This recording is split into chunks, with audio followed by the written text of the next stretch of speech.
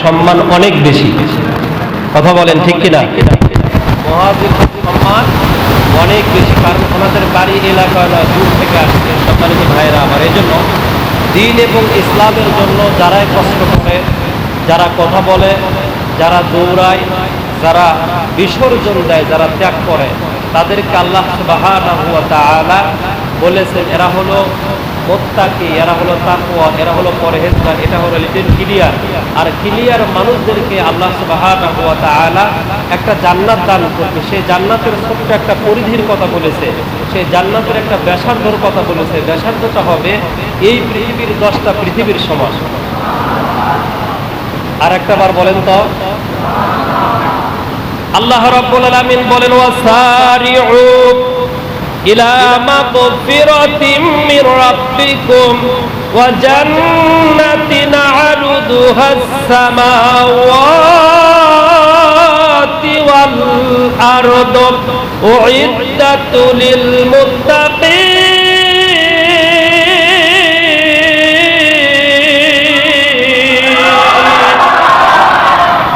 জান্নাতের পরিধি এই পৃথিবীর 10টা পৃথিবীর সমান জান্নাত দেওয়া হবে।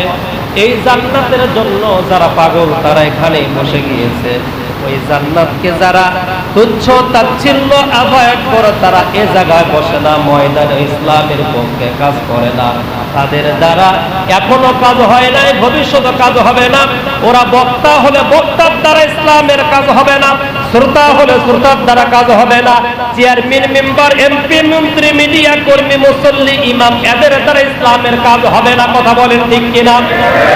আমার ভাইয়েরা, আমার বন্ধুগণ, আপনারা আজকে শুধুমাত্র আলোচনা শুনবেন লাআল্লাকুম তাত্তাকুন।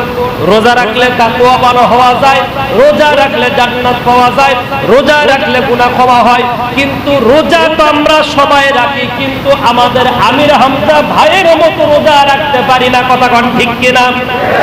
আমির হামজাকে স্বাভাবিকভাবে আপনারা দেখেছেন, কিন্তু আমার মতো করে আপনারা দেখেন নাই। আমার মতো যদি আমির হামজা ভাইকে দেখতেন, আপনার বুকটা ফেটে যেত, আপনার কলিজাটা ফেটে যেত। সম্মানিত ভাইয়েরা আমার, কেমনে সহ্য করে, কি করে ধৈর্য ধারণ করে, কি করে ইসলামের পথে এত কিছুর পরেও টিকে থাকে। আল্লাহ রাব্বুল আলামিন বলেছেন ওয়া মা নাকামু মিনহুম ইল্লা আইয়ুমিনু বিল্লাহিল আজিজিল হামিদ।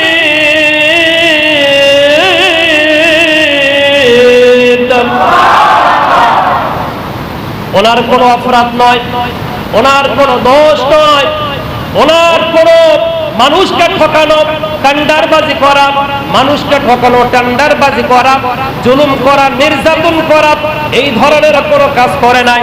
শুধু একটাই মাত্র কাজ করেছে, সেটা হলো আল্লাহ আমার রব। এই রবের পক্ষে যখন দেখেছে, তখন আমির হামজা ভাইয়ের উপরে যে নির্যাতন করা হয়েছে, বাহিরে শুধু ভিডিও দেখেন, বাহিরে তার পাঞ্জাবি পরা, জামা পরা, চেহারার বডিটা দেখেছেন, কিন্তু যদি উনি যখন দরজা লাগায়া দিয়া ড্রেসটা চেঞ্জ করে ওয়াজ মাহফিলে যায়, ওই সময় ভেতরে যদি কোনোদিন থাকেন, আপনার মনে পড়ে যাবে মোবাইলের কথা, মনে পড়ে যাবে আম্মারের কথা, মনে পড়ে যাবে বেলালের কথা, মনে পড়ে যাবে নবীজির সাহাবাদের কথা, যারা শুধুমাত্র আল্লাহ এবং তার রাসূলের জন্য নিজের ইজ্জত, সম্মান, নিজের বডি, নিজের সব কিছু বিসর্জন করে দিয়েছে, বিনিময়ে আমার আল্লাহকে রাজি খুশি করেছে। আমার আমির হামজা ভাইয়ের বডিতে যে চিহ্নগুলো দেখতে পেয়েছি, আল্লাহর প্রথম করে বলি সাহাবাদের বডির মতো তার চেহারা হয়েছে জেলখানার ভিতরে থাকা অবস্থায়। কথা বলেন ঠিক কিনা? এতটুকুই দেখলেন। এই জন্য বলি সব আলেমেরা যে জান্নাতে যাবে, সবাই যে মুত্তাকি হবে, সবাই যে তাকওয়াবান হবে তা না আমার ভাইয়েরা। এখানে অনেক জামায়া আছে যারা ভিক্ষুকের মতো কোটিপতি হওয়ার পরে রমাদান ঈদের আগে শ্বশুরের বাড়িতে ভিক্ষার জন্য হাতটা বাড়ায়া দেয়। শ্বশুরের বাড়িতে হাতটা বাড়ায়া দিবে ভিক্ষার মতো করে। রমাদান শেষ, ইফতারে মানে এই যে আপনারা আসবে কি বলে এটা, ঈদ উল ফিতর আসবে। ঈদ উল ফিতর আগে কোটি কোটি 5 তলা 3 তলা 7 তলা 10 তলা বিল্ডিং আছে, তারপরেও শ্বশুর বাড়ির দিকে চাতক পাখির মতো ভিক্ষুক অনাথ নিঃস্বের মতো তাকায় থাকবে।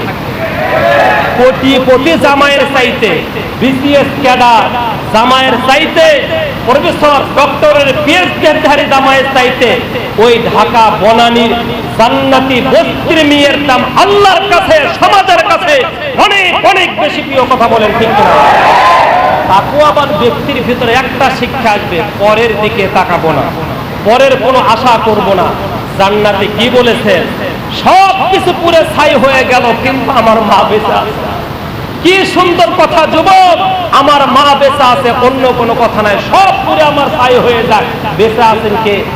আমার মা বেঁচে আছে। মা যে কি জিনিস, ওর যে আছে আর যার নাই সে বোঝে মা হারানো কি যন্ত্রণা, মা হারিয়ে গেলে কি যে কষ্ট হয় ও বোঝে। যার কারণে ও বলতেছে আমার আব্বা নাই কিন্তু আমার মা আছে।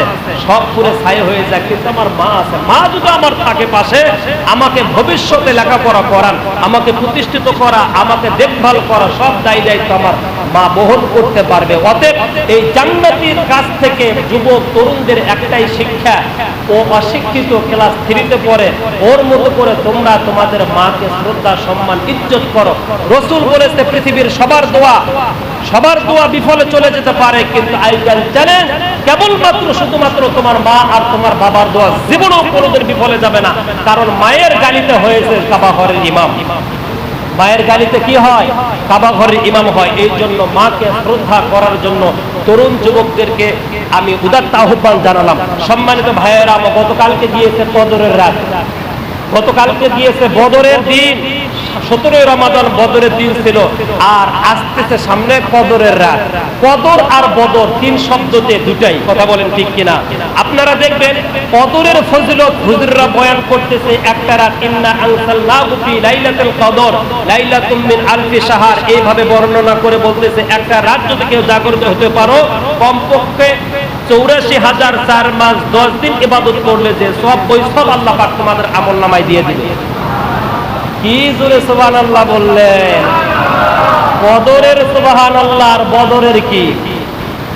বদরের কি? আমি যদি জীবনে কোনোদিন আল্লাহ পাক আমাকে এমপি অথবা চেয়ারম্যান বানাইতো, অথবা উপজেলা, এই যে চেয়ারম্যান বক্তৃতা দিয়ে চলে গেলেন উনি চেয়ারম্যান, উপজেলা চেয়ারম্যান হলে, এমপি মন্ত্রী হলে, ইউনিয়ন কাউন্সিলের চেয়ারম্যান হলে, সর্বপ্রথম এলাকার ভিতরে যে ইমামগুলো আছে, এই ইমামের আগে চাকরি থেকে এদেরকে বরখাস্ত করতাম। জামাতের, আওয়ামী লীগের, বিএনপির লোক ধরতাম না, দুর্নীতি করার জন্য এদেরকে ধরতাম না। সর্বপ্রথম ইমাম যেটা ক্ষতিবাজ, এদেরকে আগে ছাঁটাই করতাম। ছাঁটাই করে মামুনুল হকের মতো, আমির হামজার মতো, শরীফুল ইসলামের মতো, গোলাম রব্বানির মতো, যারা হক কথা বলে, আব্দুল সালাম যুক্তিবাদের মতো, যারা আনসারের মতো যারা হক কথা বলে, এই সমস্ত ইমামদেরকে আগে চাকরির জায়গায় বসানোর দরকার। কারণ এই মিম্বর থেকে আওয়ামী লীগের মাথা মডিফাই করা যায়, বিএনপির সম্বন্ধে বলা যায়, জামাতের বক্তব্য বলা যায়, সুদ ঘুষ জিনা ব্যভিচার সবকিছু বলা যায়। এই মিম্বর তার ইমাম যেদিন পবিত্র হবে, ওর অন্তরে যেদিন তাকওয়া বসবে, আল্লাহর কসম করে বলে দেশে ইসলাম কায়েম হতে বেশি দেরি নয়। এই জায়গায় বসার পরে কখনো 5-8 সভাপতির, কখনো 5-8 সেক্রেটারি, কখনো 5-8 মোতাওয়াল্লির। কথা বলে। কিন্তু আমরা যে সমস্ত বক্তাগুলো আজকে আলোচনা করতেছি, একটা বক্তা 5-8 গোলাম নয়।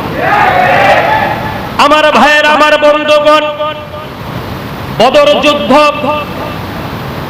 যুদ্ধ শেষ হয়ে গেল। বদর যুদ্ধ শেষ হওয়ার পরে লিল্লাহে তাকবীর, লিল্লাহে তাকবীর।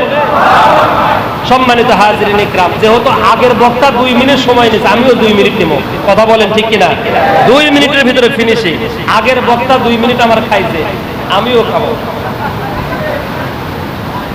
সম্মানিত ভাইয়েরা আমার, বদর যুদ্ধ শেষ হয়ে গেল। আল্লাহ রাসূল সাল্লাল্লাহু আলাইহি ওয়াসাল্লামের জামাতা আবুল আসা তিনি কি করলেন? আল্লাহ রাসূল তাকে অ্যারেস্ট করলেন। করার পরে গনিমতের মালের ভিতরে আল্লাহ রাসূল সাল্লাল্লাহু আলাইহি ওয়াসাল্লাম বলেন, আবুল আস, ও অবশ্যই তুমি যদি এখান থেকে মুক্তি চাও তাহলে তোমাকে আমাদেরকে কিছু জরিমানা দিয়ে মুক্তি নিতে হবে। রাসূল কারীম সাল্লাল্লাহু আলাইহি ওয়াসাল্লামের কাছে বললেন, সময় দিয়ে দাও, আমি আপনাকে অবশ্যই মুক্তিপণ দিয়ে দিব। মুক্তিপণের জন্য আল্লাহ রাসূলের বিবি হযরত মা খাদিজাতুল কুবরা রাদিয়াল্লাহু তাআলা আনহার কাছ থেকে পাওয়া যে স্বর্ণের হার ছিল, এইটা নবীজির কাছে নিয়ে এসে যখন দেওয়া হলো, আল্লাহ রাসূল স্বর্ণের হারটা নিয়ে হাউমাউ করে কাঁদলেন আর বললেন, আবুল আস, এই যে হার, এইটা আমার খাদিজা যদি বেঁচে থাকতো জীবনেও কোনোদিন আমার বিয়ে শাদী করার প্রয়োজন ছিল না। আল্লাহ রাসূল বললেন, এই হারের বিনিময়ে আমি তোমাকে মুক্তি দিতে পারি না, তোমাকে মুক্তি দিতে পারি এখান থেকে মক্কায় চলে যাবা, আমার মেয়েটাকে তালাক দিয়ে দিবা, ওকে তালাক দিয়ে মুক্ত করলে আমি তার আদায় হয়ে যাবে। আমার ভাইরা, আমার বন্ধুগণ, তৎক্ষণাৎ আল্লাহ রাসূল সাল্লাল্লাহু আলাইহি ওয়াসাল্লাম বললেন, আজ থেকে আল্লাহ পাক আয়াত নাজিল করলো, কোন শ্বশুর মুসলমান হলে, জামাই মুশরিক হলে তার সাথে সম্পর্ক রাখা যাবে না। কোন জামাই যদি মুসলমান হয়, শ্বশুর যদি মুশরিক হয়, কোন ক্রেতা যদি মুশরিক হয়, বিক্রেতা যদি মুসলমান হয়, বন্ধু যদি ইমানদার হয়, আর যদি আরেক বন্ধু মুনাফিক হয়, রাজনীতির লিডার যদি মুনাফিক হয়, কর্মী যদি মুসলমান হয়, এদের সাথে সম্পর্ক রাখা, আত্মীয়তা রাখা, যোগাযোগ রাখা, ফেসবুক আইডিতে সুসম্পর্ক রাখা, সব কিছু আল্লাহ পাক এই বদর যুদ্ধ, ইসলামের যে যুদ্ধ প্রথম হয়েছিল রমাদানের 17 তারিখ, এইটার বিনিময়ে সব কিছু ক্লোজ করে দিয়েছে। জোরে বলেন মারহাবা। কি করে দিয়েছেন?